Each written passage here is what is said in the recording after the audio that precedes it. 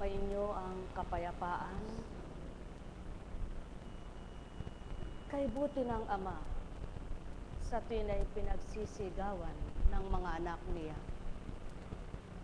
na sadyang kumilala at nakadama sa Kanya ang kung papaano nakilalang kadikilaan niya ang kapangyarihang tinataglay niya.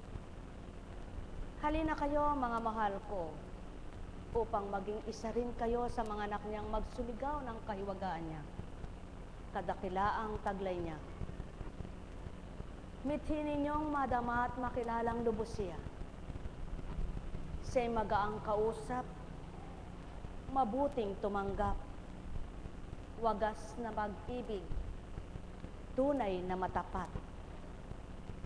Walang naghanap na di siya masusumpungan. Walang kikilalang hindi siya makikilala. Walang dumadama sa kanyang kaloobang di siya mararamdaman. Halina kayo, namnamin yung tuwiran, ang sa aki tinuran, upang mawawaan nyo kanyang kalooban.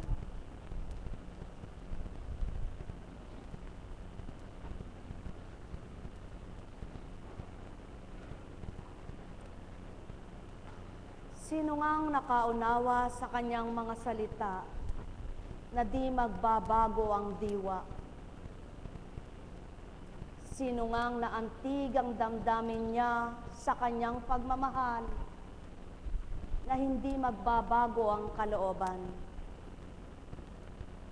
Sino nga ang nadidimla na nagliwanag na hindi magbabago ang pananaw? Sino nga ang anak niyang minamahal na sa kanya'y nagmamahal din naman at gumagalang na hindi magmimithing din ang kanyang kalooban? Sino nga, mga minamahal ko, ang nilalayong magbago ng Ama sa mundong ito? Hindi bagat ang mga anak niyang nalis siya sa Kanya? Sino baga ang nais niyang manumbalik sa Kanya? Hindi bagat ang mga nawalay sa Kanya? Sino baga ang binubuhay niya? Hindi bagat ang patay sa pananampalataya? Sino baga ang adhika niya o inaadhika niyang patuloy maligtas sila? Hindi bagat ang kaluluwa ng bawat isa? Sino baga ang Ama at sino ang tao? Sino kayo at sino nga siya? Alalahanin niyo, mga mahal ko, walang sino mang kapwa niyo tao, maging magulang na nagmamahal sa inyong nagluwal sa inyong mga anak sa mundong ito upang sa sinapupunan na pinagmulang ina ay mabuhay. Naganang sila ang bumuhay, hindi ang Ama. Wala pa. Bagkus lahat ng nabuhay, tanging Ama lamang ang nagbigay karapatan sa mga anak niya.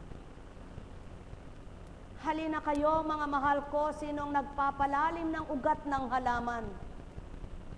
Suriin ninyo at napagnilayan nyo at matanggap nyong totoo. Kung lalalim ang pagtitiwala ninyo, hindi kaya mahambing kayo sa isang halamang malalim ang ugat na tuwirang matibay at tumatatag. Halina kayo, mga mahal ko, namnamin yung tuwiran kung paanong galamay nyo'y gumagalaw. Ang mga bisig nyong naturingan upang makaabot ng nais nyong abutin na kung kayang abutin, makukuhang lubusan. Kung kayo mismo'y nagnanasang makaabot sa inyong mga nasa, gayon din ang Amang bumuhay sa inyo na layo niyang maabot ang bawat anak niya, na kung papaano ang pagnanasa niyang maabot lahat ito, hindi para ipahamak niya, kundi para kukupin niya. Halina kayo, mga minamahal ko, tantuin ang tinuran ko, upang ang nagdadalang hati sa inyo'y mga lumbay mang tuwiran hindi na sa kanilang pinagdaraanan, kundi na sa kasalanan. Sapagkat may ama ng aaliw na kinamtan at kinilalang bilang amang magulang. Halina kayo, mga minamahal kong sa palagay niyo'y bigo. Alalahanin niyong may ama na tagumpay. Walang ang nagbata, nagpagal na tuwiran sa kabutihan, na walang hindi nakaabot ng mabuting kalooban. Natuwirang ama ang nag-aangkop kanino man, upang sa gayoy kapag ito'y naglapat sa damdamin niya at damdamin ng mga anak niya, tuwirang magpapanagpo ang parehas na pandama. Kaya't madaramang lubos kung sino siya sa mga anak niyang kumilala sa kanya. Halina kayo, mga mahal ko, tantuin ang binigkas ko. Ang may pandama ay makakadama. Ang may pangunawa ay nakakaunawa. At ang may pagnanasang tupdin at sabihin ang kanyang mga kagustuhan at natutunan niyang mga aral, ito'y mahahayag niya kanino man. Halina kayo, mga mahal ko, walang talino ukol sa kabanalan, maliban ang may katalinuhang pinagmulan. At ang katalinuhang ito'y binahagi kanino man na mga anak niyang nangabuksan at nakasumpong na lubusan. Tuwiran kong sasambitin, walang hindi mabubuhay kung ang ama lamang ang kikilaning lubusan. Ang may pandinig ay nakarinig, ang may mata ay nagliwanag. Sukatin niyo ang daigdig, hindi niyo masusukat. Subalit ang amang sumukat sa inyong kalooban, siya rin nakababatid ng luwang at kung ano ang kahulugan ng kanyang mga aral. Kaya't kung kikilalanin yung lubos ito at hingi kayo ng katwirang mabuti sa kanya, maabot nyo ang kanyang karunungan, matututunan nyo ang kanyang kagustuhan. Halina kayo, mga minamahal ko, paanyaya'y lubos at matapat sa inyo, na kung tatanggapin nyo, walang ang hindi mabubuksan sa inyo, sapagkat yamang itinuran, pata, mga buksan kayo. Ang katigasan ng loob ay hindi marapat at hindi ito magiging daan ng kaligtasan. Subalit, ang matigas na napalambot tuwirang makakakilala sa marapat upang maabot niya ang higit na dapat. Mahal na mahal ko kayo. Tuwiran kong tinuturan. Mahal na mahal ko kayo. Nekkarameneyahanam. Nekkarameneyahanam. Nekkarameneyahanam. Ama ko, ama ko, ama ko. Yamang binigkas mo ang mga aral at salita mo. Sa dakong ito'y niluwal mong totoo sa mga anak mo. Kung saan man nakaabot ang mga wika mong ito, naway pagliwanagin mo sa diwa nila ang marapat na nasa mong kamti nila. At dooy makikilala nila kung sino ka nga, na kung paano ikaw'y nagwika, ako'y si ako nga. Nekkarameneyahanam. Nekkarameneyahanam. Nekkarameneyahanam.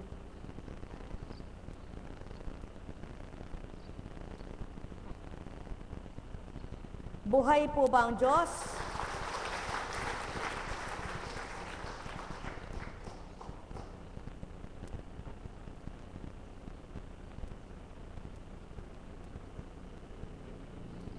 Kay buti ng Ama, kay dakila niya, kaya't inyong pakinggan.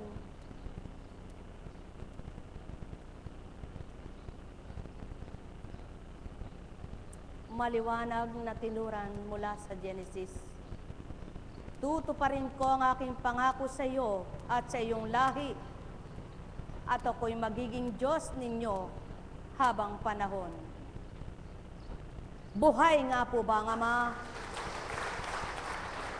Ang Diyos na nangako kay Abraham ay Diyos na nag-akay kay Moises at nagturo ng kanyang mga utos. At Diyos din ang bumaba na pinagmulan na tunay ngang Diyos na nagpapahayag ng katotohanan upang mayangkop sa kalupaan ang dibatid ng matutunan ng mga anak niyang sa kanya'y kikilala at tatanggap na lubos. Buhay ba ang Ama? Kaya't maliwanag namang tinuran mula kay Ezekiel. Kaya nga, bawat isa sa inyo ay hahatulan ko ayon sa kanyang gawa. Magsisinga kayo at tumalikod sa inyong kasamaan bago bumagsak sa inyo ang parusa. Lumayo kayo sa inyong kasamaan at magbagong buhay, pagkat di kayo dapat mamatay, mga Israelita. Hindi ko gustong mamatay ang sinuman, kaya magpakabuti na kayo upang mabuhay. Katotohanan ng dahil sa pag-ibig ng Ama sa mga anak niya. Maraming pangaral, paalala at aral na pinahayag at iminulat sa katauhan ng bawat nakadamat kumilala, tuwirang naabot ang mabuti niyang katwiran. Halina kayo, mga minamahal ko, namnamin ang mga aral niya, na kung ang mga ninuno sa panahong yaong nangabuhay sa inyo ay hindi nakasunod na katalima, ngayon sa panahon ng Espiritu, naway makamtan ang layo ng Ama. Nek karameneyahanam, nek karameneyahanam, nek karameneyahanam. Katotohanan, ang saki tinuturan. Dit man ninyo na silayan ng nangungusap sa harapan, kundi bagkos ang makikita ng inyong dalawang mata ay pagkataong tulad ninyo, subalit limi ng aral at salita na pinakikinggan nyo. Kayong may pandinig ay makarinig. Net karameneyahanam, net karameneyahanam, net karameneyahanam. Kaya nga, habang sinasabi mong ito ang pinasasabi ni Yahweh, titipunin ko ang mga Israelita mula sa mga dakong kinatatapunan nila upang ibalik sila sa sarili nilang bayan. Sila'y pag-iisahin ko na lamang. Isa lamang ang magiging hari nila, hindi na sila maghahari. Sila'y gagawin kong isa na lamang kaharian. Hindi na sila sasamba sa Diyos-Diyosan ni gagawa ng kasuklam-suklam na mga bagay o anumang paglabag. Hindi na sila tatalikod sa akin. Lilinisin ko sila. Silang magiging bayan ko at ako ang magiging Diyos nila. Isang tulad ng lingkod kong si David ang magiging hari nila. Susundin na nilang mabuti ang aking mga utos at tuntunin. Sila'y doon na maninirahan sa lupaing tinirahan ng kanilang mga ninuno. Sa lupaing binigay ko kay Jacob. Sila ang kanilang mga anak at magiging mga anak ay doon mapananatili habang panahon. Isang hari tulad ni David na aking lingkod na magiging pinuno nila magpakailanman. Gagawa ko ng isang tipan. Sa kanila ito ay tipan ng kapayapaan at mamamalagi magpakailanman. Ano ang tinutukoy ng Ama? Saan niya inihahayag ito? Ano baga ang layon at nasa niya? Na sa bawat panahon ay may pagbabagong makita siya. Bawat pag-aatas ay katotohanan ang tutuparin at tutupdin. At bawat tumanggap ay makatutupad din. Gagawin niyang bago ang pag-iisip at damdamin upang mapagharian ang kanyang espiritong katotohanan ang tinataglan. Na wala nang maghahari kaninuman maliban ang kanyang katotohanan at kabanalan. Sa gayon, ang kanyang mga anak ay pag-iisahin. Net karameneyahanam, net karameneyahanam, net karameneyahanam. Buhay po ba ang Diyos? Buhay nga ba ang Diyos? Kaya't ayon kay Juan, marami sa mga Hudyong dumalaw kay Maria ang nakakita sa ginawa ni Jesus at nanalig sa Kanya. Ngunit ang ilan sa kanila ay pumunta sa mga Pariseo at ibinalita ang ginawa ni Jesus. Kaya't tinipon ng mga punong saserdote at ng mga Pariseo ang mga kagawad ng Sanhedrin. Ano ang gagawin natin? Wika nila. Gumagawa ng maraming kababalaghan ang taong ito. Kung siya'y pababayaan natin, mananampalataya sa kanya ang lahat. Paparito ang mga Romano at wawasakin ang templo ng ating mga bansa. Ngunit isa sa kanila, si Caiphas, ang pinakapunong saserdote noon, ay nagsabi ng ganito, ano ba kayo?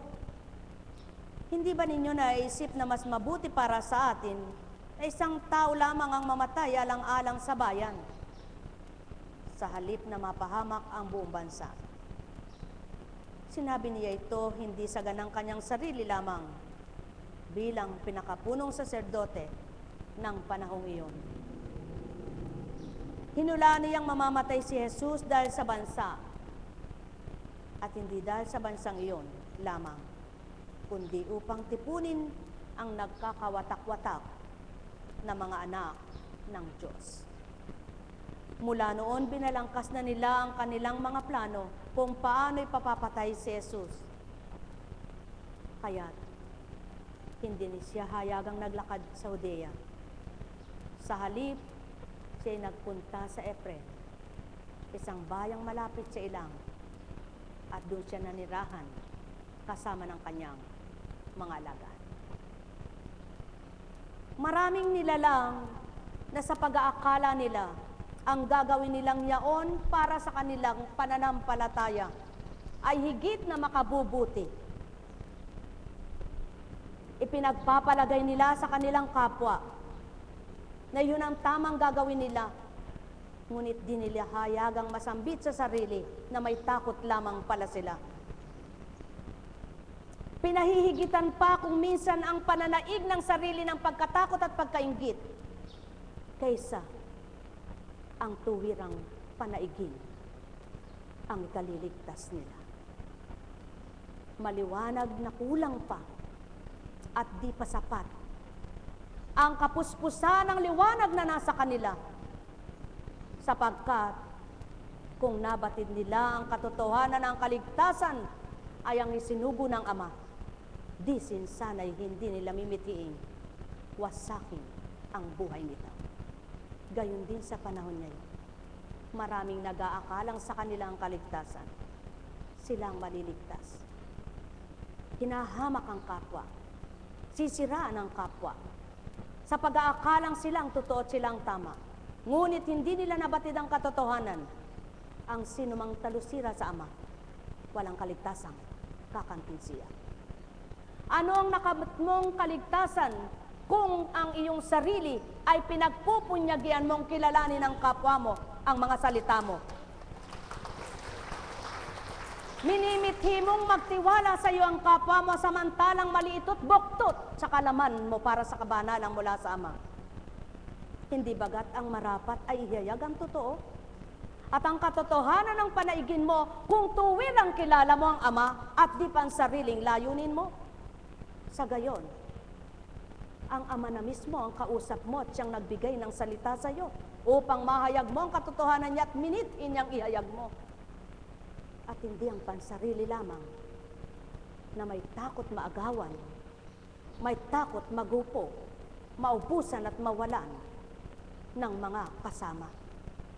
Sapagkat ang naglalayo ng mabutit nagnanasang iligtas ang kapwa niya, hindi lamang ang kanyang kasarilinang kagustuhan at kaalaman ang siyang ibubunyag upang mapagtakpan ang lihim niyang balak.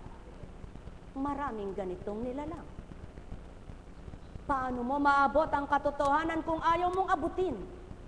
Paano mo bababatid ang totoo kung inililisya mo ang katotohanan? Ano bagang tunay na lihim? Hinayag na ng anak ang lihim ng Ama. Ibinunyag ng Espiritu ng Ama ang katotohanan niya. Subalit ayaw tanggapin ang Espiritu ng Ama, kaya't hindi matutunan ng maraming anak niya. Subalit alinbaga ang totoo? Ang makipagtotoo ka sa kapwa mo at linlangin mo ang katotohanan ng Ama? O ang samay makipagtotoo ka at di baling kapwa mo'y hindi matuwa sa iyo? Sapagkat kung ang Ama ang malulugod sa iyo, siyang kaasa mo at siyang pag-asa mo, sapagkat siya mismo ang karamay at kasama mo.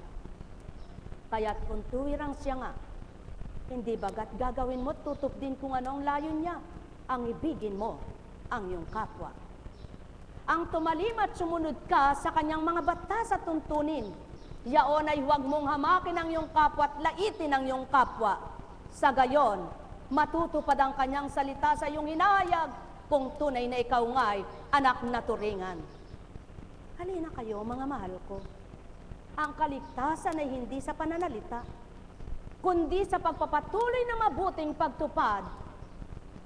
Ang kaligtasan ay hindi sa pagpapahayag ng marapat at dapat sa pananaw ng iyong kapwa, kundi sa marapat na pandinig ng Ama sa iyong mga inuulat at pagtupad. Sa gayon, mapapatotohanan ng Ama kung ano ang kanyang kagustuhan na tinutupad mo, sinusunod mo ay siya, hindi ang sarili mo. Anong silbi ng nagsidami ang bawat samahan? Kung ang lisyang gawa ay naroon at ang Ama'y wala, mas mainam pang iilan na nasa gitna siyang namamayan at nakikitahan kanino man sa bawat tinipon niyang anak sa sanlibutan. Doon masasabi niyang, eto ang aking mga anak, na tunay na sa akin nakadama at ako'y kinilala upang sundin nila kung sino ako at ipakilala ang gawa ko. Mahal na mahal ko kayo. Tuwiran kong tinuturan. Ang umibig ka ng kapwa mo'y inibig mo ang Ama. Ngunit paano mo siya iniibig kung sinisiraan mo ang iba? Paano mo siya minamahal kung ikaw lang ang mabutit sa kapwa mo'y wala kang kabutihan sa pananaw nila? Hindi ba't mas marapat na ang Ama ang maging mabuti sa pananaw sa iyo, kaysa ikaw ay mabuti sa kapwa mo, ngunit sa Ama ay walang mabuti ka?